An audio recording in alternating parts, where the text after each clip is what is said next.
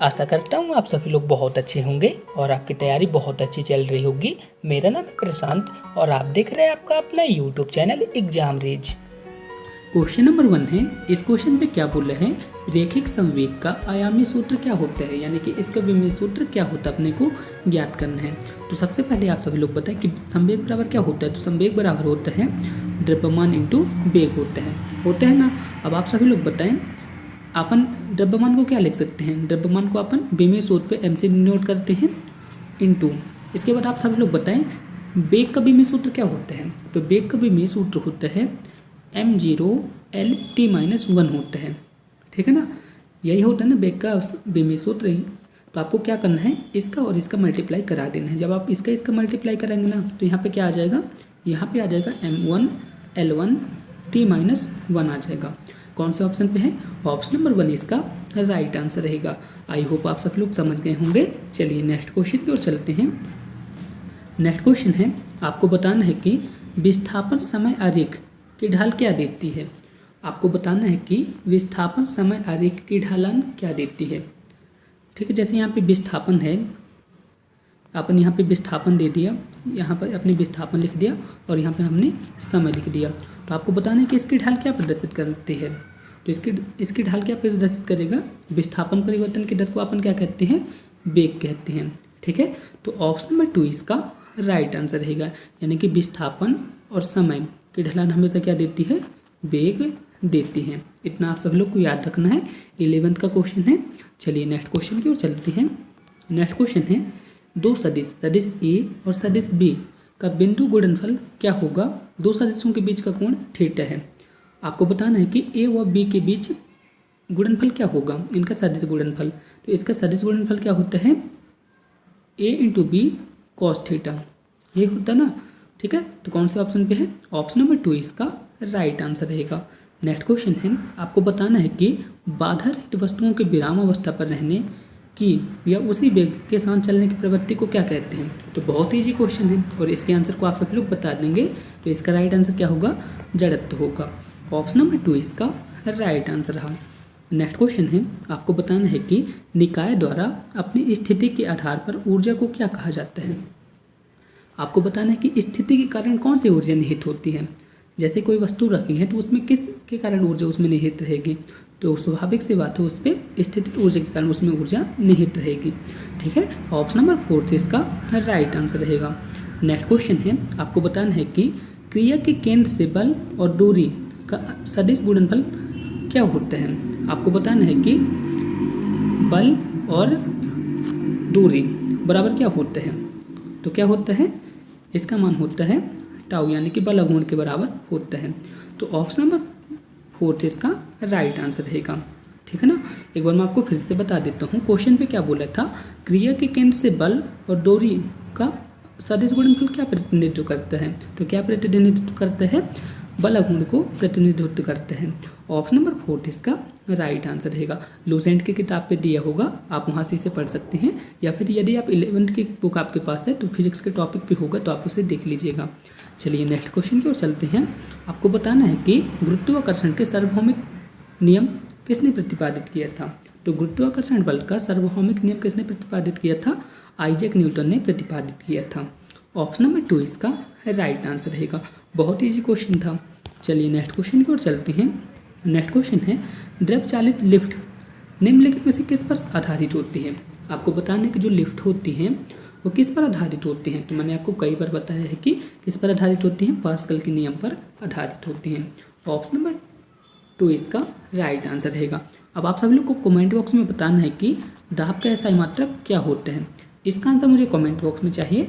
चलिए next question की ओर चलते हैं।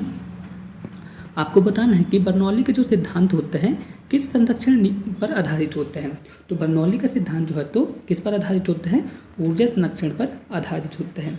ऑप्शन नंबर 2 इसका राइट आंसर रहेगा। यदि आपसे क्वेश्चन पे पूछ लेता कि जो वेंचुरी मीटर होता है किस पर आधारित होता है, तो वेंचुरी मीटर का सिद्धांत भी किस पर आधारित होता है, ऊर्जा संरक्षण के सिद्धांत पर आधारित होता है। नेक्स्ट क्वेश्चन है, आपको बताना है कि 0 केल्विन किसके समतुल्य है। तो 0 केल्विन बराबर क्या होता है, मैंने आपको कई बार बताया है। तो 0 केल्विन बराबर होता है -273.15 डिग्री सेल्सियस, ठीक है ना। ऑप्शन नंबर थर्ड इसका राइट आंसर रहेगा। अब आप सभी लोग को मुझे कमेंट बॉक्स में बताना है कि मानव का समान तापक्रम कितना होता है डिग्री सेल्सियस पे, ठीक है। इसका आंसर मुझे कमेंट बॉक्स में चाहिए। चलिए नेक्स्ट क्वेश्चन की चलते हैं। प्रति इकाई आवेश बल को किस नाम से जाना जाता है? आपको बताना है कि प्रति इकाई आवेश बल को किस नाम से जाना जाता है। तो आप सभी लोग सोचिए इसका राइट आंसर क्या हो सकता है। बहुत ईजी क्वेश्चन है और इसका राइट आंसर क्या होगा? विद्युत क्षेत्र। विद्युत क्षेत्र को अपन किससे लिखते हैं? ई से प्रदर्शित करते हैं। इसका मान क्या होता है? बल बटे आवेश होता है, ठीक है ना। तो विद्युत क्षेत्र से जाना जाता है। ऑप्शन नंबर 1 इसका राइट आंसर रहेगा। एक बार इस क्वेश्चन को फिर से रिपीट करते हैं। प्रति इकाई आवेश बल को किस नाम से जाना जाता है? तो किस नाम से जाना जाता है? विद्युत क्षेत्र के नाम से जाना जाता है, ठीक है। 12th का टॉपिक है, आप इसे रीड कर सकते हैं।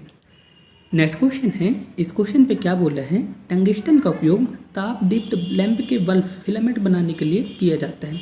तो मैंने आपको कई बार बताया है कि जो बल्ब का फिलामेंट होता है किस धातु का बना होता है? आप सभी लोग बताएं, टंगस्टन धातु का बना होता है। तो उसमें टंगस्टन धातु का उपयोग क्यों करते हैं? क्योंकि टंगस्टन का गलनांक अधिक होता है और लंबे समय तक यह चमकते हुए भी पिघलता नहीं है, ठीक है ना। तो ऑप्शन नंबर 4 इसका राइट आंसर रहेगा। नेक्स्ट क्वेश्चन है, आपको बताना है कि एक बैटरी किस ऊर्जा को विद्युत ऊर्जा में परिवर्तित करती है। तो आप सभी लोग को पता होगा कि बैटरी जो है तो रासायनिक ऊर्जा को विद्युत ऊर्जा में परिवर्तित करती है। नेक्स्ट क्वेश्चन है, आपको बताना है कि लेंज का नियम किसके संरक्षण पर आधारित होता है। तो जो लेंज का नियम होता है किस संरक्षण पर आधारित होता है? ऊर्जा संरक्षण पर आधारित होता है, ठीक है। यदि मैं आपसे पूछ लेता कि राकेट का प्रक्षेपण किस सिद्धांत पर आधारित होता है? तो राकेट का प्रक्षेपण जो है तो किस सिद्धांत पर आधारित होता है? संवेग संरक्षण पर आधारित होता है, ठीक है। इसे आप सब लोग याद रखिएगा, आपके एग्जाम पे पूछा जा सकता है। तो क्वेश्चन पे क्या बोला था? जो लेंज का नियम होता है प्रत्यावर्ती धारा बताने के लिए यहाँ पे यूज होता है लेंज का नियम। तो आपको बताना है कि ये किसके संरक्षण पर आधारित है? तो ऊर्जा संरक्षण पर आधारित है।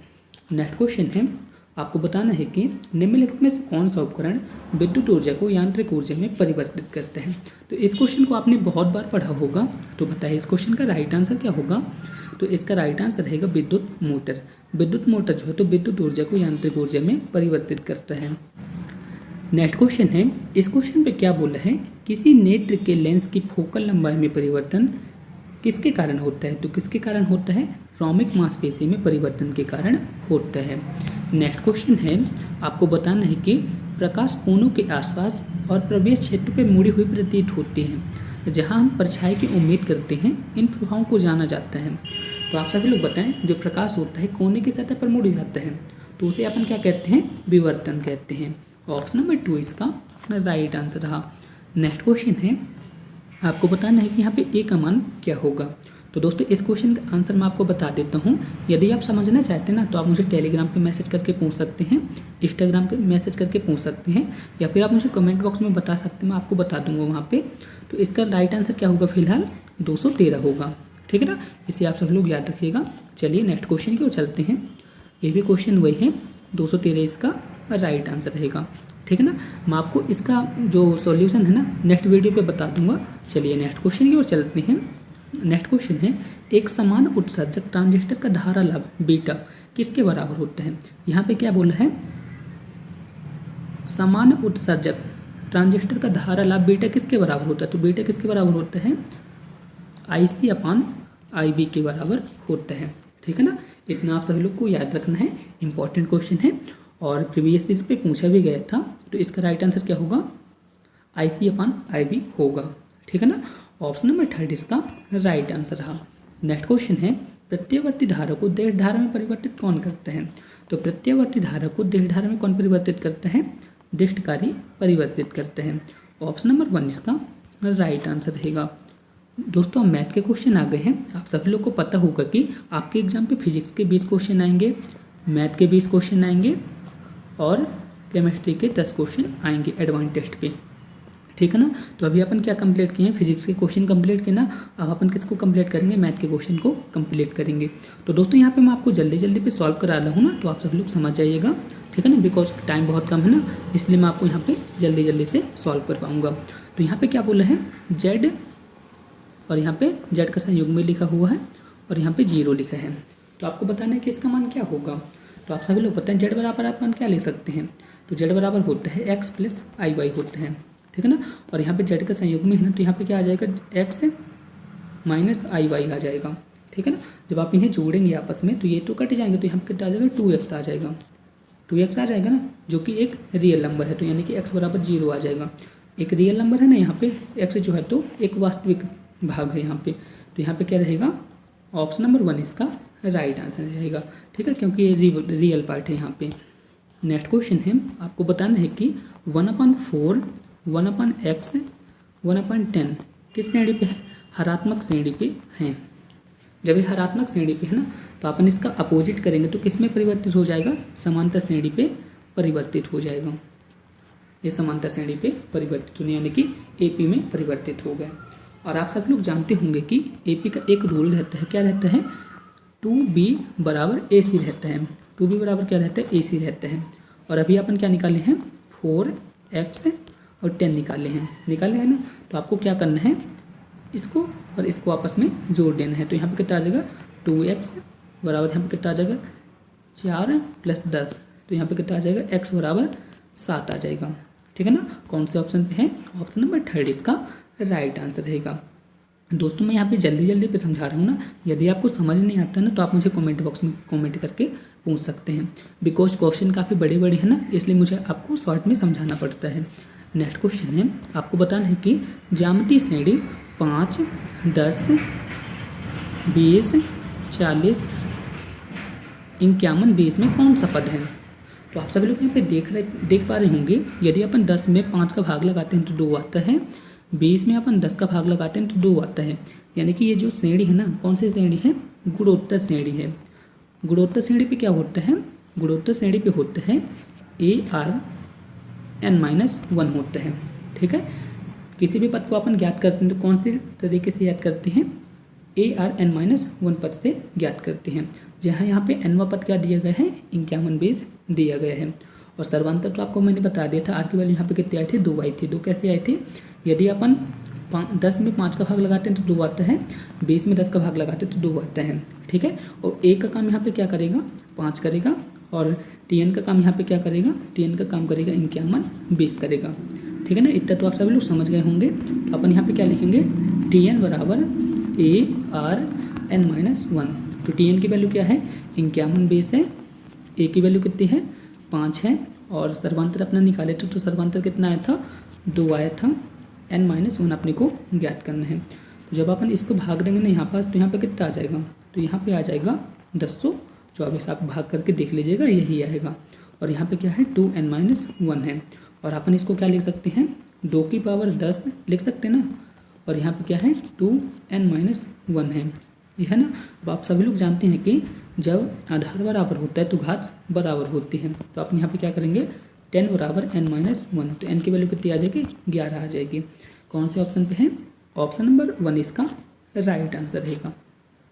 आई होप आप सभी लोग समझ गए होंगे। चलिए नेक्स्ट क्वेश्चन पर चलते हैं। नेक्स्ट क्वेश्चन है, टेक्स्ट बुक सुबह 6 कोर्स और शाम को 6 कोर्स प्रदान करता है। उन तरीकों की संख्या ज्ञात कीजिए जिससे छात्र सुबह या शाम ठीक एक कोर्स का चयन कर सकते हैं। तो इसमें आपको कुछ नहीं करना है, जब भी इस टाइप का क्वेश्चन है ना, इन दोनों को आपस में सिंपली ऐड कर देना है। तो यहाँ पे कितना आ जाएगा, 10 कोर्स, ठीक है ना। कौन सा ऑप्शन से रहेगा, यानी कि 10 तरीके से चयन कर सकते हैं। ऑप्शन नंबर 3 इसका राइट आंसर रहेगा। नेक्स्ट क्वेश्चन है, आपको बताना है कि इसकी वैल्यू क्या होगी। तो बहुत ईजी क्वेश्चन है, यहाँ पे लिमिट क्या दी है, लिमिट x टेंड टू 2, और यहाँ पे क्या है x - 2। अब अपन इसको क्या लिख सकते हैं, इसको अपन लिख सकते हैं x - 2 x + 2 लिख सकते हैं ना, ये कट गया। अब आपको क्या करना है, लिमिट की वैल्यू रख देना है। तो यहाँ पे कितना आ जाएगा, यहाँ पे आ जाएगा 1, 2 + 2 आ जाएगा, x की वैल्यू अपने रख दी है, तो यहाँ पे कितना आ जाएगा, 1/4 आ जाएगा। कौन से ऑप्शन पे है, ऑप्शन नंबर 2 इसका राइट आंसर रहा। नेक्स्ट क्वेश्चन है, इस क्वेश्चन पे क्या बोला है, बिंदु ABC से गुजरने वाली और z अक्ष के समांतर सीधी सरल रेखा का समीकरण क्या होगा। तो बहुत ही इजी क्वेश्चन है। तो जब भी इस टाइप का क्वेश्चन आता है, यहाँ पे कौन सा अक्ष बोला है, यहाँ पे z अक्ष बोला है। तो z अक्ष पे किसी भी बिंदु की दिक्भुजाएं क्या होती हैं, तो z अक्ष पे किसी भी बिंदु की दिक्भुजाएं होती हैं 0, 0, 1 होती हैं, ठीक है। यहाँ पे z की बात कर रहा हूँ। यदि अपन यहाँ पे y की बात करते हैं ना तो y पे क्या होता है 0 1 0 होता है, और x पे क्या होता है, x पे होता है 1 0 0 होता है, ठीक है ना। तो जब भी इस टाइप का क्वेश्चन है ना तो आप इसी तरह से सॉल्व कर लीजिएगा।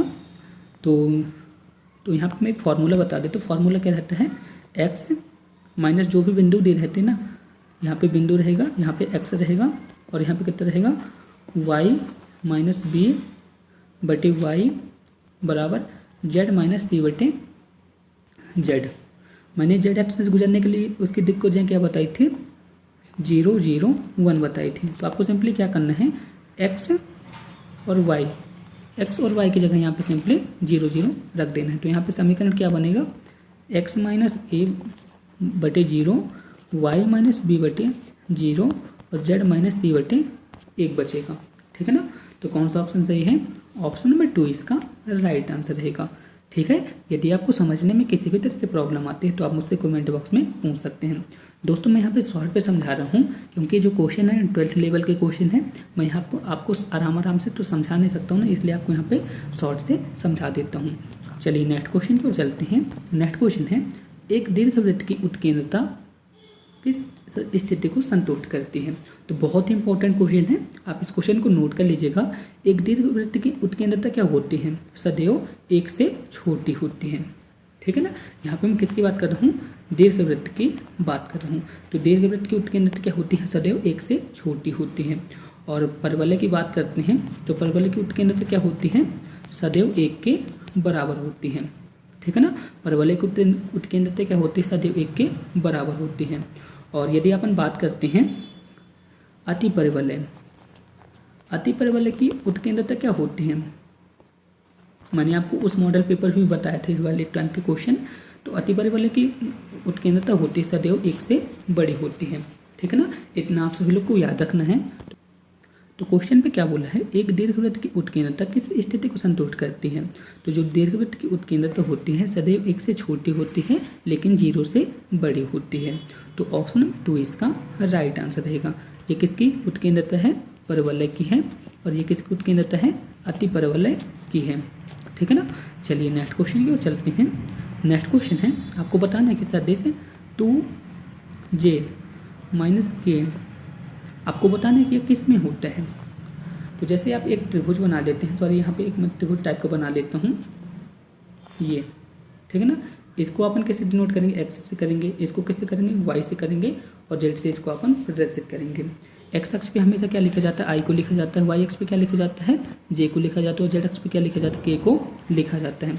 तो क्वेश्चन पे क्या क्या दिया है, 2j माइनस के, यानी कि जे और के की बात हुई है। तो यहाँ पे कौन सा अक्ष आ जाएगा, वाई प्लस जेड अक्ष आ जाएगा। ऑप्शन नंबर 2 इसका राइट आंसर रहेगा।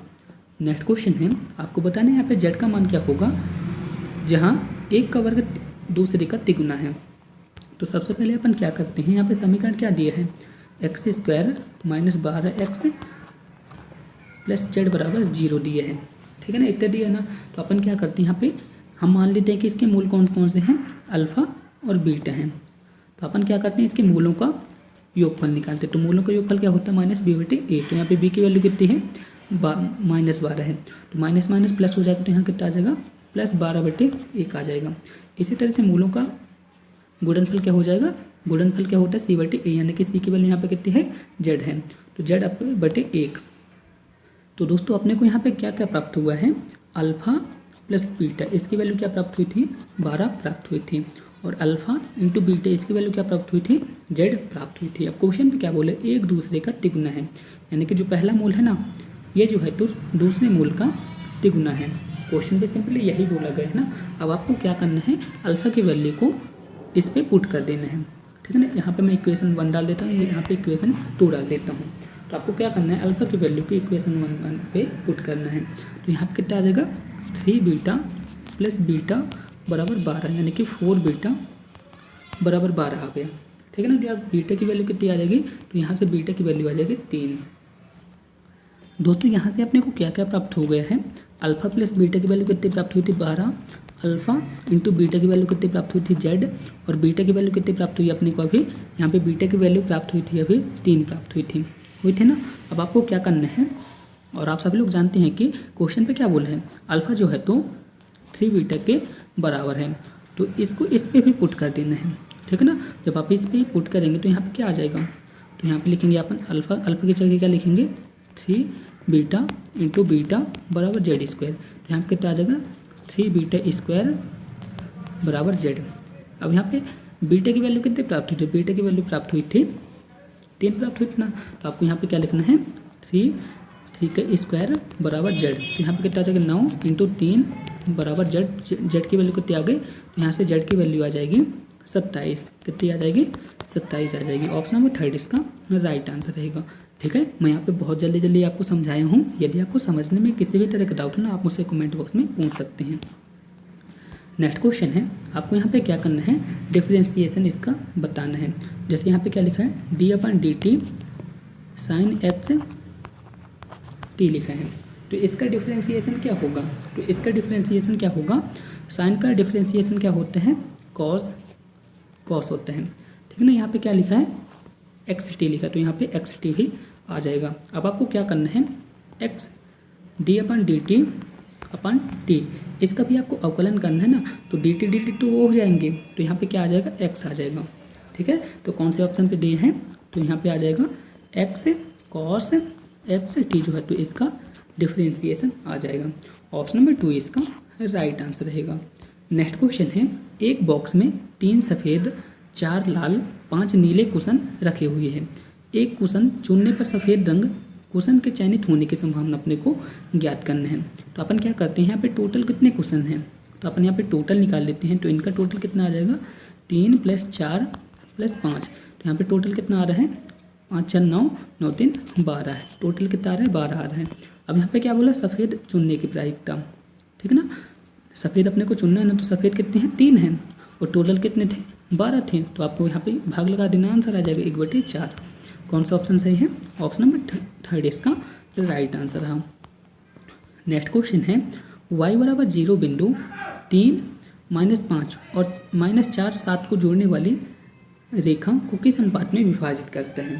तो आप सभी लोग ने एक फॉर्मूले को तो पढ़ा होगा m2 x1 + m1 x2 बराबर m1 + m2। ये किसके बराबर होता था, x के बराबर होता था। लेकिन अपने को यहाँ पे किसका वैल्यू को ज्ञात करना है, y वाले को ज्ञात करना है। तो y बराबर क्या होता था, तो y बराबर होता था m2 y2 प्लस यहाँ पे कितना आ जाएगा m1 y1 और यहाँ पे आ जाएगा m1 + m2 आ जाएगा। ठीक है ना, इतना आ गया ना। अब अपने को क्या करना है, अपने को m1 और m2 तो ही निकालना ही है और y की वैल्यू यहाँ पे कितनी है 0 तो बताई गई है। अब आप सभी लोग सोच रहे होंगे कि यहाँ पे y2 और y1 की वैल्यू कितनी आ जाएगी। तो यहाँ पे बिंदु कौन कौन से थे 3 - 5 और यहाँ पे -4 7 हैं। तो यहाँ पे कितना आ जाएगा x1 x2 x1 यहाँ पे y1 रहेगा, यहाँ पे रहेगा x2 और यहाँ पे रहेगा y2 रहेगा। ठीक है ना। तो जब आप इस फॉर्मूले में यहाँ पे पुट, तो दोस्तों अपन यहाँ पे क्या लिखेंगे m2 y1 की वैल्यू यहाँ पे कितनी है, y1 की वैल्यू यहाँ पे -5 प्लस m1 y2 की वैल्यू यहाँ पे कितनी है 7 है। तो अपन यहाँ पे 7 लिख देंगे, m1 + m2 और बराबर यहाँ पे 0 था। जब आप इसका तिरिया गुणा कराएंगे तो ये तो 0 आ जाएगा, 0 आ जाएगा ना। अब यहाँ पे क्या आ जाएगा -5m2 + 7m1 बराबर 0। तो यहाँ से क्या आ जाएगा 7m1 बराबर 5m2। तो यहाँ पे क्या लिख सकते हैं अपन, यहाँ पे अपन लिख सकते हैं m1/m2 बराबर 5/7। कौन से ऑप्शन पे है, ऑप्शन नंबर 3 इसका राइट आंसर रहेगा। आई होप आप सभी लोग समझ गए होंगे। फिर भी आपको किसी भी तरह का डाउट है ना, तो आप मुझसे कमेंट बॉक्स में पूछ सकते हैं। चलिए नेक्स्ट क्वेश्चन की ओर चलते हैं। नेक्स्ट क्वेश्चन है, यहाँ पे प्रायिकता क्या बताई गई, प्रायिकता बताई गई है 0.3। तो यहाँ पे नॉट प्रायिकता की वैल्यू क्या होगी, तो मैं आपको बता देता हूँ। प्रायिकता प्लस नॉट प्रायिकता, इसकी वैल्यू हमेशा कितनी होती है 1 होती है, ठीक है ना। तो यहाँ पे इसकी वैल्यू कितनी बताई गई है, पी की वैल्यू यहाँ पे 0.3 बताई गई है। अपने को इसकी वैल्यू को याद करना है, तो यहाँ पे अपन एज इट इज इसको उसी तरह से लिख देंगे। तो यहाँ पे कितना आ जाएगा 1 - 0.3, तो इसकी वैल्यू आ जाएगी 0.7। ठीक है, ऑप्शन नंबर 1 इसका राइट आंसर रहेगा। नेक्स्ट क्वेश्चन है, आपको बताना है कि बिंदु P और Q के बीच की दूरी कितनी है 25 इकाई है, तो आपको ए की वैल्यू को फाइंड करना है। तो बहुत ईजी क्वेश्चन है, आप इस टाइप के क्वेश्चन तो बहुत बार किए होंगे। तो आप सभी लोग बताएं पी और क्यू के बीच का अपने को दूरी ज्ञात करना है, तो यहाँ पे कौन सा फॉर्मूला यूज होगा? तो यहाँ पे फॉर्मूला यूज होगा √x2 - x1 का whole square plus y2 - y1 का होल स्क्वायर। ये वाले फॉर्मूले का यहाँ पे यूज होगा और इसका आंसर आ जाएगा। तो दोस्तों मैं आपको यहाँ पे डायरेक्ट आंसर बता देता हूँ, इसका डायरेक्ट आंसर कितना होगा? 6 होगा, ठीक है ना। यहाँ पे पी की वैल्यू कितनी आ जाएगी? पी की वैल्यू आ जाएगी 25। अब आपको क्या करना है, जो यहाँ पे अंडर रूट है ना, ये वैल्यू को यहाँ पे पुट कर देना है। यहाँ पे 3 किसका काम करेगा? x1 का काम करेगा, 4 y1 का करेगा, माइनस एक इसका काम करेगा, x2 का काम करेगा और -10 y2 का काम करेगा। तो अब आपको यहाँ पे क्या करना है, इसके वैल्यू को पुट कर देना है। जब आप इसे सॉल्व करेंगे ना तो 6 इसका राइट आंसर रहेगा। नेक्स्ट क्वेश्चन है, आपको बताना है कि f(x) बराबर log √x² + 1 - x कौन सा फलन है? तो यदि आप फलन को जांच करना चाहते हैं ना तो आपको क्या करना पड़ेगा? x के स्थान पे -x को रखना पड़ेगा। जब आप इसे x के स्थान पे -x रखेंगे ना तो यहाँ पे क्या आ जाएगा? f(x) बराबर -f(x) आ जाएगा, जो कि एक तरह से कौन सा फलन है? विषम फलन है। तो यहाँ पे क्या आ जाएगा? ये जो है तो एक तरह का विषम फलन है। नेक्स्ट क्वेश्चन है, इस क्वेश्चन पे क्या बोला है? x अक्ष से बिंदु xy की लंबवत दूरी क्या होगी? यहाँ पे x अक्ष दिया हुआ है और अपने को क्या करना है? xy की लंबवत दूरी को ज्ञात करना है।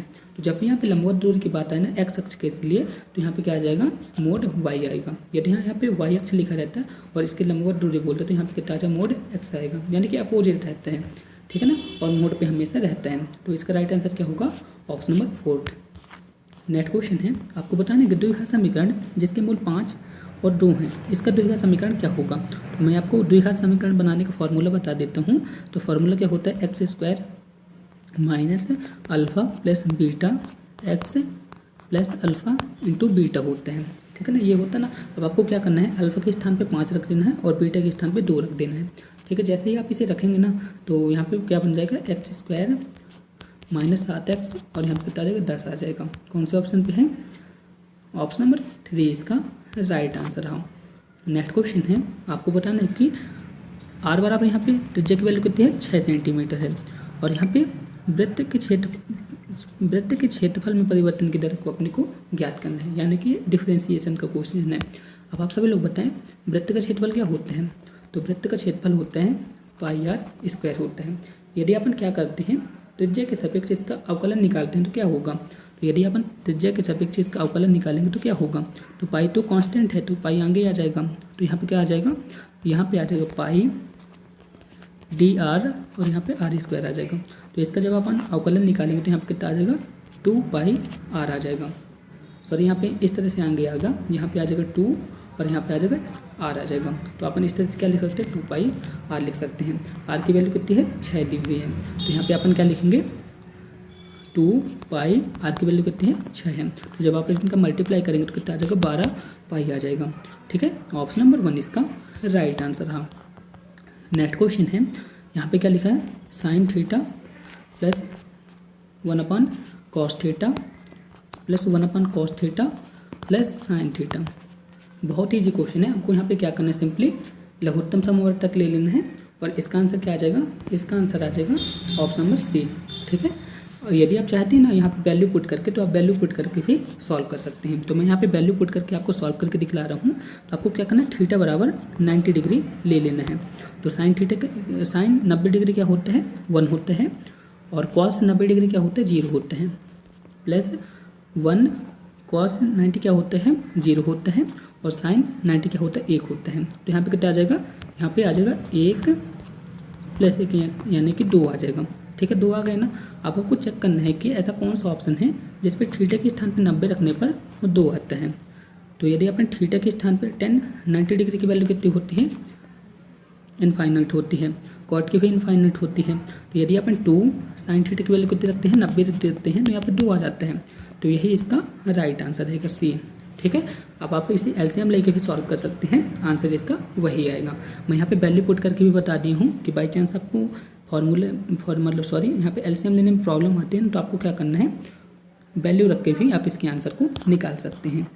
नेक्स्ट क्वेश्चन है, आपको बताना है कि इसका मान क्या होगा। तो यहाँ पे आप सभी लोग देख पा रहे होंगे कि cos 90 लिखा है, तो cos 90 की वैल्यू हमेशा क्या होती है, 0 होती है।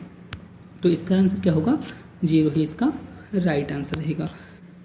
दोस्तों अब केमिस्ट्री के क्वेश्चन आ गए हैं, तो इस पे क्या बोल रहे हैं, हीलियम में प्रोटॉन की संख्या कितनी होती है। तो सबसे पहले आप सभी लोग बताएं हीलियम का परमाणु क्रमांक कितना होता है। तो हीलियम का परमाणु क्रमांक होता है 2। तो इसमें कितने प्रोटॉन होंगे, 2 ही प्रोटॉन होंगे। ऑप्शन नंबर 1 इसका राइट आंसर रहेगा। नेक्स्ट क्वेश्चन है, आपको बताना है कि हीलियम में कितने मोल मौजूद रहेंगे 60 ग्राम पे। आपको बताना है कि 60 ग्राम पे हीलियम के कितने मोल मौजूद रहेंगे। तो हीलियम 60 ग्राम पे बोले ना, हीलियम का परमाणु क्रमांक कितना होता है, 2 होता है। और परमाणु भार कितना होता है, परमाणु भार 4 होते हैं। ठीक है, तो आपको क्या करना है, इसके परमाणु भार से आपको यहाँ पे भाग दे देना है। तो यहाँ पे कितना आ जाएगा, 15 मोल। ठीक है ना, तो 15 मोल इसका राइट आंसर रहेगा। नेक्स्ट क्वेश्चन है, यहाँ पे क्या बोला, एक जल के अणु में हाइड्रोजन के द्रव्यमान और ऑक्सीजन के द्रव्यमान का अनुपात कितना होता है। यहाँ पे H2 मैंने यहाँ पे लिख दिया। अब आपको बताना है कि यहाँ पे हाइड्रोजन और जल का अनुपात कितना कितना होगा। तो आप सभी लोग देख पा रहे होंगे कि हाइड्रोजन के यहाँ पे कितने अणु हैं, 2 अणु हैं।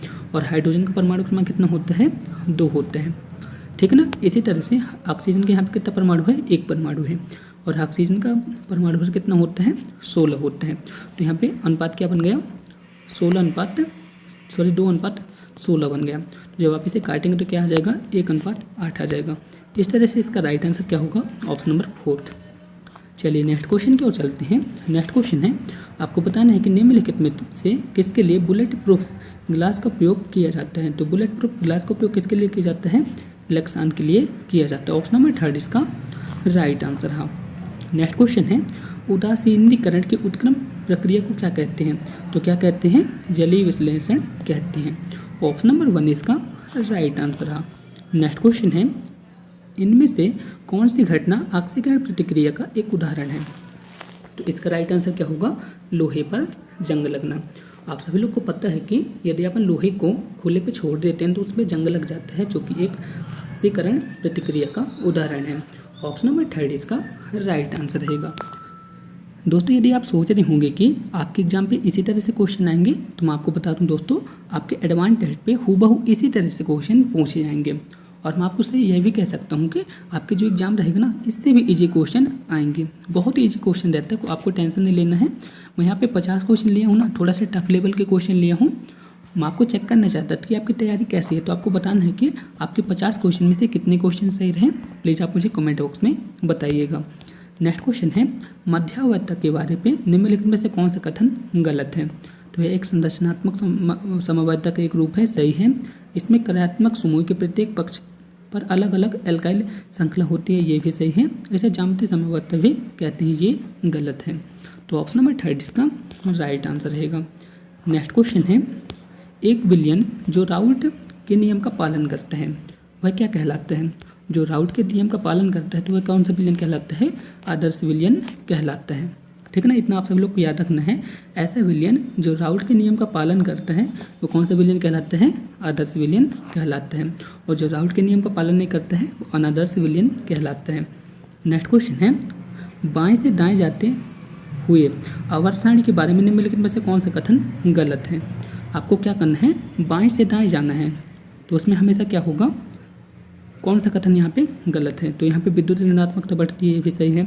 आयनिक ऊर्जा बढ़ती है, ये भी सही है। परमाणु द्रव्यमान बढ़ता है, ये भी सही है। लेकिन परमाणु त्रिज्या घटती है, तो ये जो है तो गलत आंसर रहेगा।